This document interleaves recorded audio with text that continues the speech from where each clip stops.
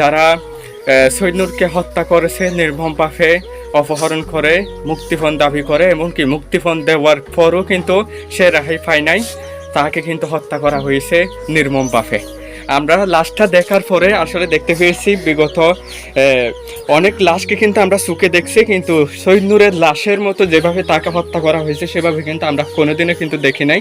তাকে এমনভাবে বাঁধা হয়েছে যা নির্মমভাবে তাকে কিন্তু হত্যা করা হয়েছে, যেটা আসলে খুবই দুঃখজনক একটা বিষয়।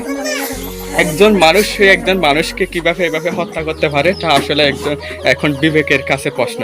আরেকটি কথা হচ্ছে, এর পাশাপাশি সৈন্যের সাথে খুবই একটা ভালো সম্পর্ক ছিল। ওনার ওয়াইফ বলছিল ইসমাইল আর সৈন্যের সাথে খুবই একটা ভালো সম্পর্ক ছিল, আগে খুব বন্ধুত্বপূর্ণ সম্পর্ক, এবং কাছের লোকেরা কিন্তু তাকে হত্যা করছে গহীন জঙ্গলে নিয়ে। এখানে আপনি কি হন, সৈন্যের কি হন? বড় বোন। আচ্ছা, এই ঘটনার বিষয়ে আপনি কি বলতে চান? আমি বলতেছি যে ভাই, আমার ভাইয়ের যেভাবে হত্যা করছে আমরাও চাই ফাঁসি, চাই উনি ফাঁসি চাই, আমরা আর কিছু চাই না। আমার ভাইয়ের যেভাবে হত্যা করছে এভাবে ফাঁসি চাই, আমরা আর কিছু চাই না।